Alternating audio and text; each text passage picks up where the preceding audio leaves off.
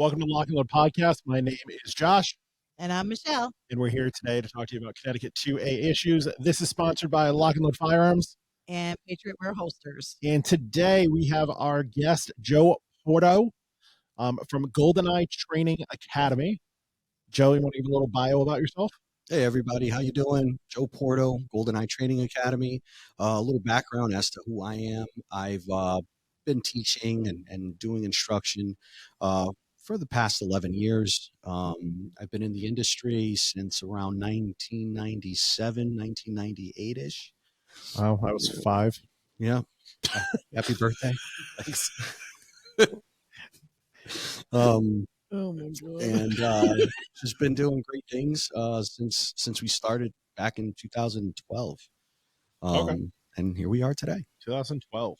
So, GoldenEye Training Academy. Simplest question: why? Why that name? That's a great question. I get asked that all the time. My staple comment is it's the video game. Okay. It's Really? GoldenEye, the video game. I would have gone with James 007? Bond. James Bond. Yeah, Yes. Okay. that video James is GoldenEye. Okay. Video. GoldenEye. See, I'm The looking video movies. game. Yeah. The James Bond movies. Okay. Yeah, why not? Okay. Yeah. Why the eagle? Is it an eagle? It's patriotic. Okay. America. America. Okay. America. America. Got it. Uh-huh. I Simple understand enough that. explanation Yeah. for you there. Okay. Yeah, yeah. So how did you get into this? What led into so actually, why don't you give a background in general? Like, what kind of classes do you offer first? So, I mean, I offer firearm training, security training, and medical training classes, generally speaking. Okay. And then from that, break it out even further. So you're looking at, from firearm training, you're looking at pistol permit classes, multi-state courses where we do like the Utah non-resident, the Massachusetts, Arizona. We also do armed guards, in terms of, talking about firearm training, like skill builder courses, private lessons, things like that. Connecticut law seminars we go into, like use of force, self-defense laws. Mhm. Security training, we do the guard card courses so that you can become a guard in Connecticut. We do the armed guard courses. We also do like a triple cert kind of course where we teach handcuffing, baton use, and pepper spray. Okay. So, okay, question. That's a spicy class. Yeah. Yeah. I've been horse right before. I'm taking that class. Pepper can be. Yeah. So who would take classes with those for the baton and the handcuffs? Is because that's not usually a guard in their purview for their job, is it? It was for It me. depends. There's so many different kind of layers to security. Okay. So a lot of people think, okay, maybe the guy that's in the mall, but he wouldn't do it. The guy driving the armored truck, he may or may not do it. But you have bodyguards, you have people that do personal protective details, you have Okay. people that do crowd control, and they may need to use, pepper spray if they're doing certain events. Okay. So, like, I worked for a local theme park, without name dropping, and I did security there, and that's where I got my guard card through. And then we also did it was MOAB, I think was the abbreviation. Yep. Which was takedown, handcuffs, and pepper spray. And that's where I've gotten pepper sprayed twice from. Shit sucks. It does. It does. It's spicy. It is. It is. No, it's just damn painful. Okay. Spicy. So how did you get into this field?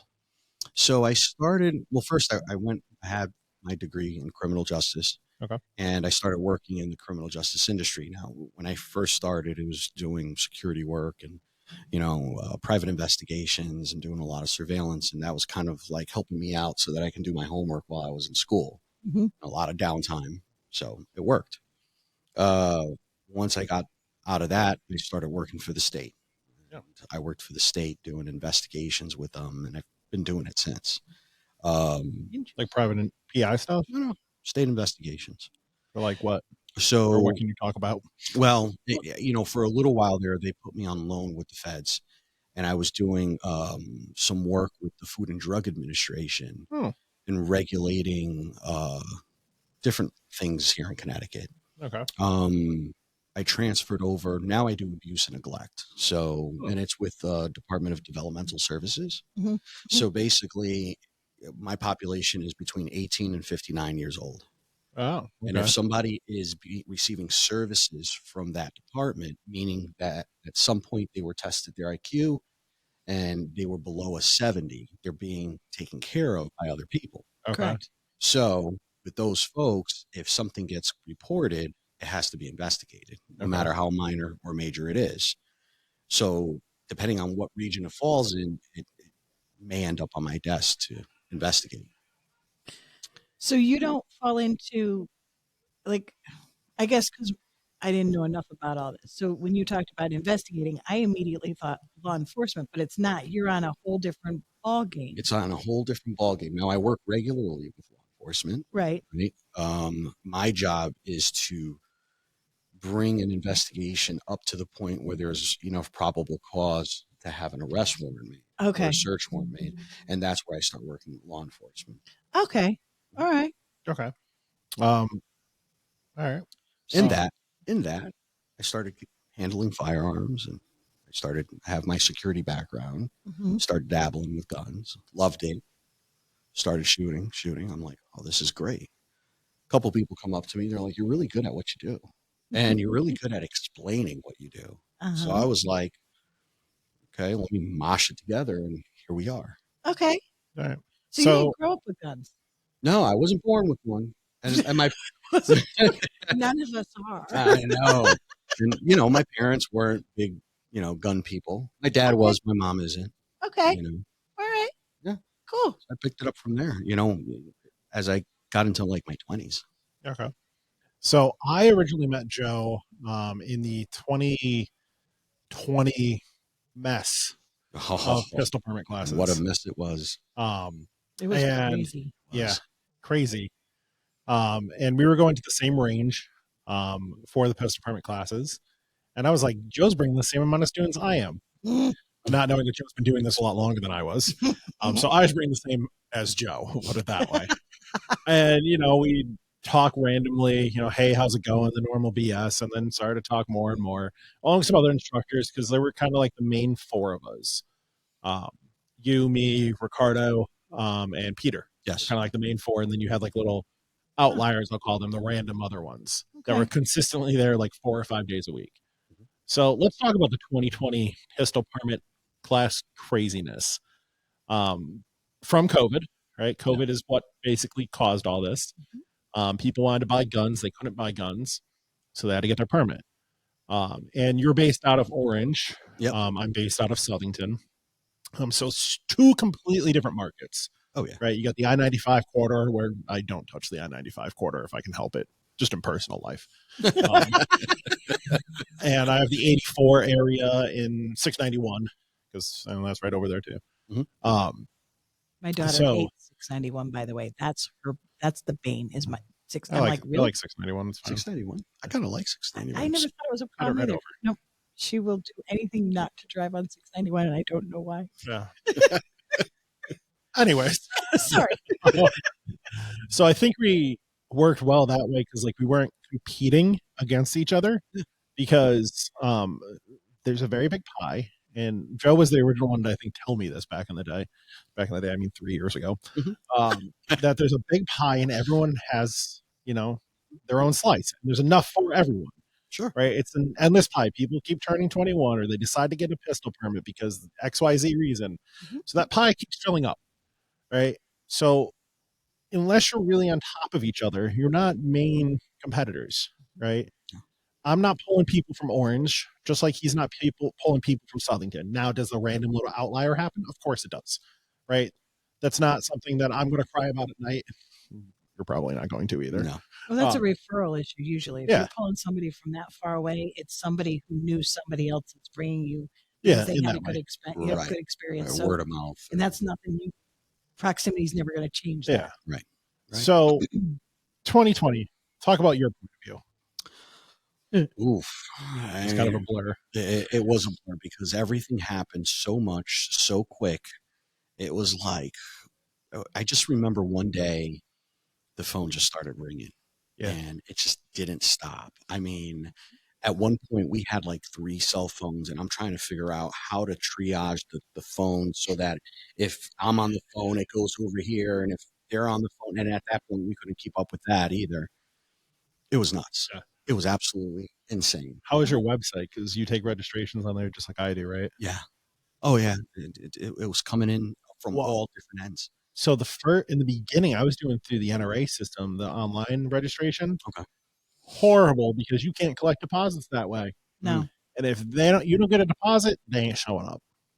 No. So I ended up building my website very soon after that, Mhm. to collect deposits and registrations that way. Yeah, smart move. Yeah, it was it it was chaos, Yeah. you know. The whole industry was chaos. It was. It was just it just blew up. That was a huge, huge, like, it woke people up to understanding firearms and why. Well, I would never hope for COVID, at least again. Um, I would love another blow up like that for Yeah. classes and gun sales. Yeah, it would be great. It happens though. Look at right now what's Yeah. going on with Israel. 5.56, so hard to find now. But even what's going on over in Israel, people are coming in droves who have ties to Israel Oh yeah. and going, okay, it's time to, I need to actually get a permit. I need to buy a firearm. It's already any kind of thing that blows up anywhere in this country or in a foreign country. If people have ties to it, when Ukraine hit, Yeah. now it wasn't a 2020 pandemic issue, but you do get those surges and then you get those quiets. Yeah. Absolutely. And you're 100% on spot with that, because I'm getting phone calls from people looking to take like our security classes, because a lot of the places that are connected to Synagogues. Israel, Yep. synagogues, Oh. the schools, Yep. and everything, they're ramping up, beefing up significantly in wow. their security personnel. Are your blue card classes like blowing up? Yeah. Okay. Yeah, both. My holsters, I'm getting guys who Yeah. are doing more and more security. So they're like in panic mode because they're now working 7 days a week between the different synagogues that they're Oh, wow. covering Oh, and yeah. stuff. And after the big announcement about the Hamas and all that, Yeah. people are worried. And then you have that side too, the Hamas side that is like trying to get their stuff together. It's nuts.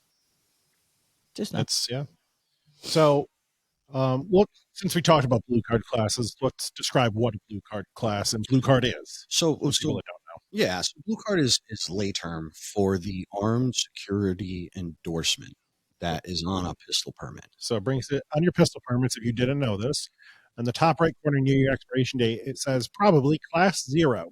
Class 1 is armed security. Class 2 is bail enforcement, and class 3 is a combination Of both. of both. That's right. Why do they call it a blue card?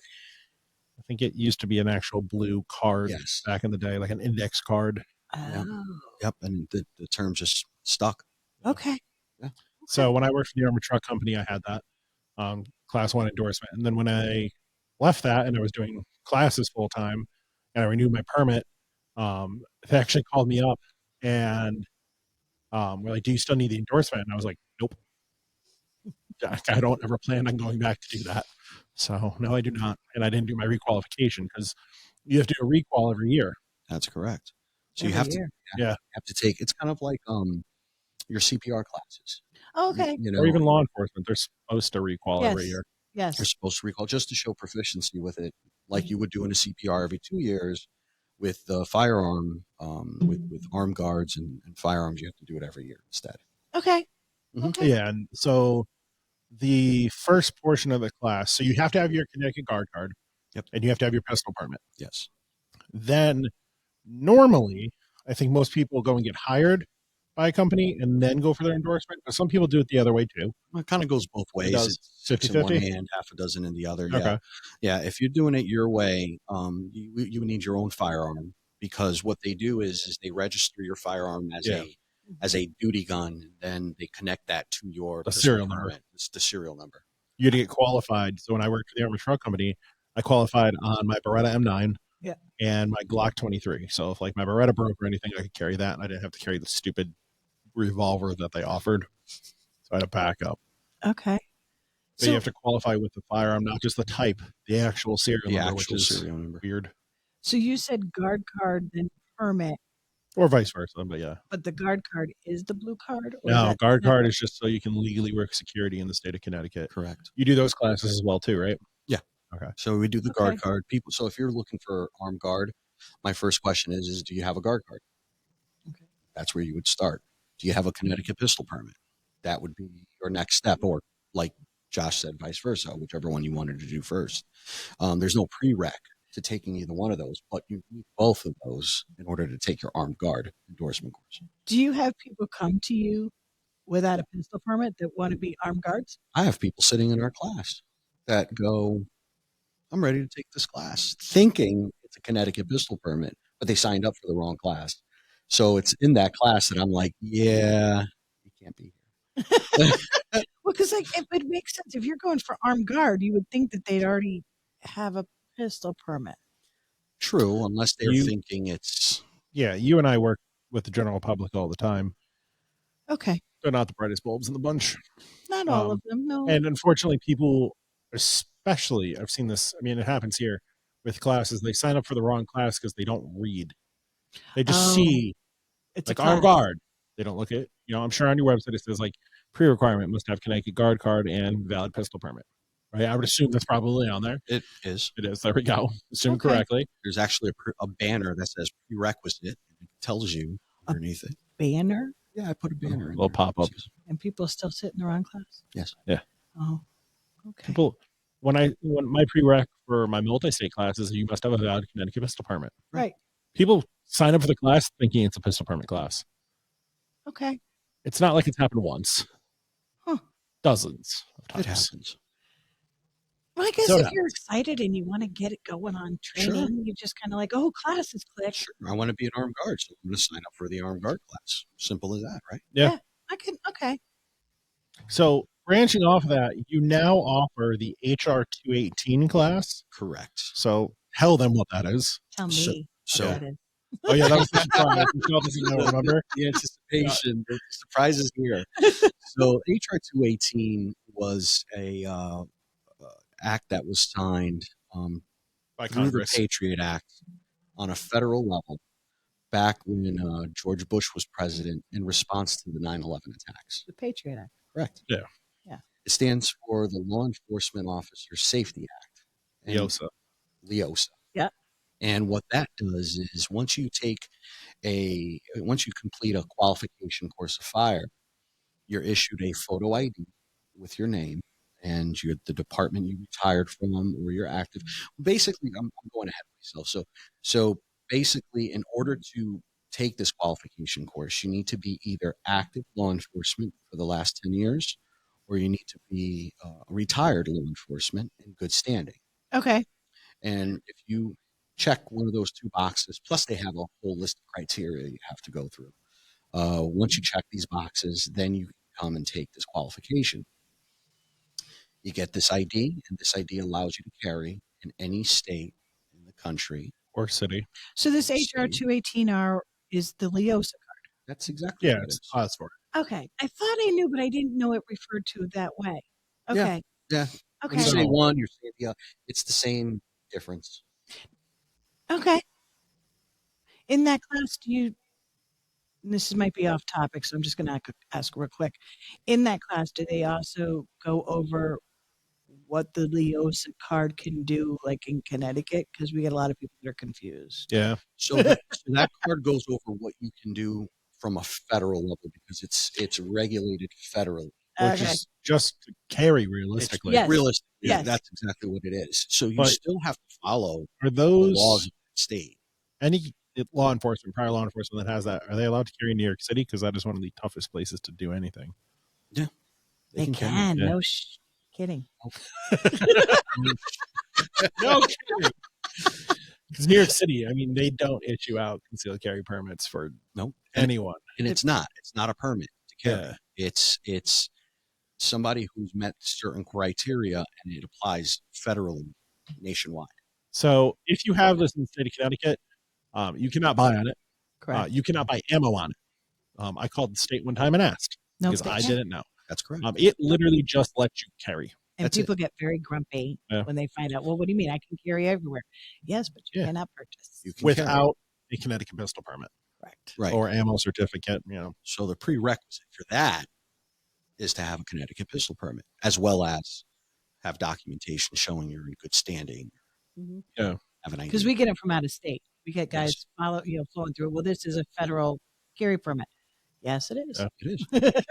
The only federal thing that's cool is if you've got Fed creds, they can buy whatever they want, wherever they want. Yeah.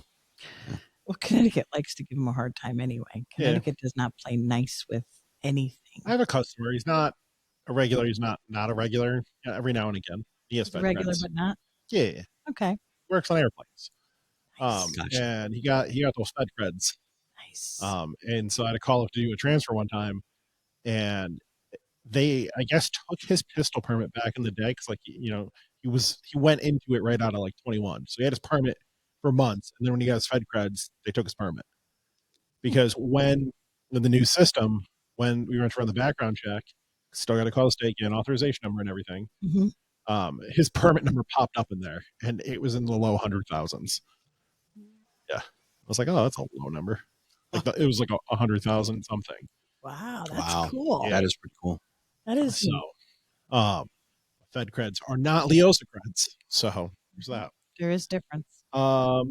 So you talked about medical related like training courses, tasers. What do you do with that stuff? Yeah, so we teach those. We teach those every month. Tasers class. I'm certified instructor with Taser. Okay. And Taser's a brand, not a item. It's called an electronic control device, by the way, guys. That is your energy weapon. Weapon's a scary word. That's what they call it. EW. And weapon. I don't like that. I feel offended. I feel triggered. You're triggered. You know what? In my safe classes, space. I was going to say, where is it? I try to tell everybody in my classes, don't call it a weapon. Yeah. Because it's one of these, it's a powerful word. Yeah. And people I don't can even use it against you. Yeah. I don't even call firearms guns. They're firearms. They're firearms. Or they're tools. Yeah. They're firearms. It depends on your purpose. Yeah. It depends what you use them for. But anything could be. Sure. I mean, at the end of the day. The almighty pen here. Yeah. Everything can be Yeti. a weapon. My assault Yeti. But no, but high capacity assault Yeti. Careful. The legislators will ban that too. It carries too much water. Waterboarding. Drown someone with it. Oh shit. I see a law coming down the road? Now that once this posts, that's it. Just a tax. We're just gonna be taxed on the amount we drink. Don't worry about it. Okay. We're good. Well, didn't they try? Didn't Michelle try that with like soda? Yeah. I think so, yeah. Well, and there's some states that actually did ban certain I think it was types New York. of soda. Was it New York? I think they banned like 2-liter bottles of Coke. Yeah. I think you could only buy like liter ones. You could, it had to be only. But then you could buy amount. as many as you want. Kind of like magazine capacity. That's here, right, guys. 10-round mags, but you could buy 100 of them. That's totally fine. As we slide off topic, we slid back into topic there, right? I like that. I like how we circle all the way around. Anyway, so tasers. Yeah, so tasers. It's a good course. Anyone can take it as long as you have a Connecticut pistol permit. Okay. Do you tase them? No. Oh, I know. I was thinking it was the cop ones where you're like taser. I know. However, we do a live discharge in class. So and it's on a reactive. Get tased? Huh? Do you get tased? No. Oh, I know. A lot of people have that reaction to. Yeah. Oh, especially my wife. She's like, oh. She wants to be the one to pull the trigger. Yeah. Oh yeah. See, tasers scare me more than firearms because I have electronic devices inside. Mm-hmm. I get tased and I'm screwed. So everybody talks about tasers and, So you do no electrical work at home? No, stay away from that stuff. 110 volts. I'm going to start frying. So I just stay away from all that. Guns, on the other hand, I'm more comfortable with them. Tasers scare the crap out of me. Fair enough. So are they like the tasers that shoot out the little barbs, or is it like the handheld ones you're teaching on, or both? So like a stun gun, you mean? Yeah. It's a taser that shoots out the. Okay. It looks like a gun. It looks like a small little little firearm. like the ones that cops have, kind of. No, it's small. It looks like the Kimber Pepper Blaster, or an LCP. Yeah, like what size are we talking here? More like your Kimber Pepper Blaster. Okay, maybe a little bigger than that. Okay, it's called a Taser Pulse. Okay, I think I know what you're talking Okay. about. Now the ones that the police carry are X series. So it's an Those look cool. X26, X1. They call they're different Can numbers. civilians buy those? No. Oh, No. Is it because of voltage? It's because it's not really designed for self-defense. I know. Yeah, well, they shoot out pretty far too. I know. They do. They shoot out about 15 feet. You lost me at well, yeah, the civilian ones. Do the cop ones shoot out further? Both of them do. Oh, okay. 15 feet. So here's the reason why. When you discharge the taser, right, it counts down.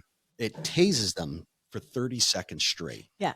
Oh. But it gets less and less, doesn't it? No, it's 30 okay. seconds of this incapacitation. And you're supposed to drop the taser and then go contact. Yeah, duty to retreat. Right. You have to do your duty to retrain. You have to go contact, your 911 and let them know what happened. And actually, Taser has a program where they'll replace that device if it's used in self-defense like that. Oh, that's cool. Which is pretty cool. Yeah.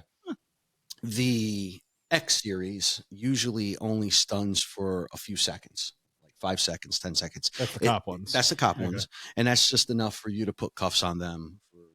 Well, they cops will keep them. enough. Can't they re-tase them if the barbs are still attached? Both of them operate the same way. Oh, okay. Interesting. It is. I go through the whole course on that. Like just I'm all gonna of have that to take stuff. that course. It sounds interesting. Yeah, it is. Like fun. Yeah. Although I don't want to. I want to watch. I just want to sit on the And you side said you and tase like a watch. dummy or something? So or- I have a reactive target, Okay. like a paper target. It's up on the wall, and it has these connectors on the torso of it. So when the two prongs hit it, you actually see all the sparking going on. Oh. Yeah, so I'll dim the lights down. Oh no, that's a little too That's much cool. for me. And you see And can you redo that as many times as you want to? yeah, sure. So it's like a little training tool. It's not like the actual barbs each time. Right.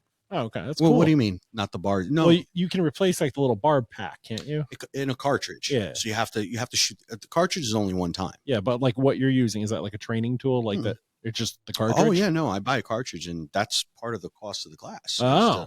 So we use the live cartridges. Now, does every student get to discharge it and see what it's like? Sure. That's cool. Now, do you feel anything when you discharge it? Do you feel any vibration? Any vibration? Anything in your well, hand? Well, yeah, you feel it from the nitrogen, the blaster, and what propels the compressed air. Yeah. Yeah, the compressed air, little pop, or whatever it is.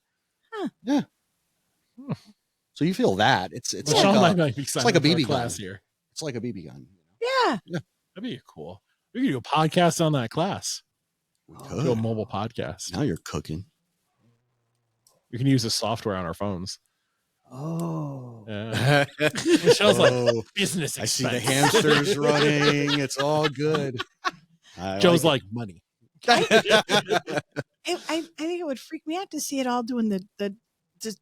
Oh, no, that'd be cool. But you see, you have to hit curious. them. You have to hit the torso with both prongs. If you miss one, you won't see it. Oh. You only get rewarded for positive behavior here. Yeah. No trophies. So if you hit a person, does it have to be within a certain distance? They just have to connect. So any flesh? You ever notice, like you're watching some of these videos, like if you're watching like a police video, you notice that like the guy's not, or the girl, whoever, is not being affected by it? Yes. Some people aren't, and part of the reason why they aren't is because one of the cartridges missed them completely. Oh. It's got to be a positive, negative thing going on. You know, a lot of people know what an AED machine is. Yeah. Right, with the pads that you Yeah. put like here and here on a dummy. Yeah. They go poof. You know how it shocks and it's supposed to send Yes. the shock through? Yes. Think of it like that, but on a much smaller scale. Okay. And if you don't have that second pad, where's this going? Where's this They're one not. going? Yeah, they're not connecting, so they're not working together. Exactly. Interesting. Mm-hmm. So if you get them, you can also get it too strong where it causes health problems on the person you've hit. Depending on where on the body you hit. Yeah. Yeah. So that's part. I mean, that breaks down to self-defense in general. Yeah. So that's class questions. If we do the class, I have more. So talking about AEDs, let's go into your medical training. So yeah, we do CPR classes. We do BLS courses, basic life support for healthcare providers. Okay. That's about it. Are you the instructor for that? Like, are you qualified in that? I'm qualified in the CPR part. My wife's qualified as a BLS instructor. Okay. Because she's been in the healthcare industry for 20 years. Okay. So you don't do basic first aid then? You just do the. That's part of the CPR. When I say Okay. CPR, it's CPR, AED, and first aid. Okay. Okay. And then the handcuff, OC, spray, and baton. That's a fun one. For some people. For Joe, when he's like, stop resisting, and sprays you in the eyes or something. Yeah. No, I give them an obstacle course. Oh. They have Really? yeah. So, does your class involve direct spray into the eyes? They have the option. Okay. It could be direct or indirect. Okay. Your choice. Like the fog in the But room there one? is still. But there's still some hot stuff going on. Interesting. So it's either a spray direct, Yeah. or we'll spray a striking mat, and then we'll lock your head in it, and you have to try to break out of it with the spray on. But you're using a spray, not a gel, right? A spray, yeah, stream. Because the gel sticks. Ooh, that's ugly. That's bad yeah, stuff. Stuff. Yeah, today's one of those days. Thanks. So when I got mine done, they used a shed, and they put plastic up to seal the shed, and they sprayed in there, and then we had to walk in. So, right. Okay. Like a chamber. Yeah, fogging the room. Right. And so, like, first 2 breaths, you're like, oh, this isn't bad, a little spicy. Third one, done. Coughing, spitting, snotting, eyes watering. And then they're like, so you have to say your full name, your address, and it was like something else. And then you got out of there. So my first time I did it, because like it was over a year there, the first time I did it, I was part of the second group because I didn't want to, like, nervous, right? Like, I'll watch. So I had the residuals from first time and the same new amount of spray in there. Awesome. Second time I did it, I was like, group 1 right here. I'm like, go with group 1. Like, so my buddy was there, and I was like, go in group 1. Trust me. So you did it with work. Yeah, it was part of. If you wanted to carry pepper spray and handcuffs there, and could take down somebody if you needed to, you had to do that qualification. Okay. Now, it wasn't required, but it was free training. Mm-hmm. Actually, I think you got paid for it, because it was an 8-hour class or something, and they paid for it, and it was fun. It was an experience that I did it twice. And don't ever need to do that again. Did you have to do it twice? Like have it recertified? Yeah, Is that why? Yeah, because it was good for a year, and then I was working into the second year. Okay. Then I ended up working for the armored truck company after that. So didn't need to. Yeah. That was just carry a gun and here's some money. And then Joe, you've been sprayed. Is it just because of the classes, or did you do it for some other reason prior to? Building up tolerance. So because it's fun. through like the auspices of my job and having the security background, I was able to take courses as an instructor for this stuff. Okay. Through law enforcement, and I learned a great deal. I mean, it was an excellent course. Yeah, it was an excellent course. And do you have to like recertify? Every 3 years. Okay. Every 3 years. Do you have to get sprayed every time you recertify? Every time. Jeez. That stuff doesn't come off though. It lasts for a couple hours. Yeah. Don't shave the day before. No. I remember. Burns. I know not a problem. We're good. Okay. I haven't been sprayed since I was in my 20s. No. It wasn't work related. The last time. If you guys want to know about that story, comment below.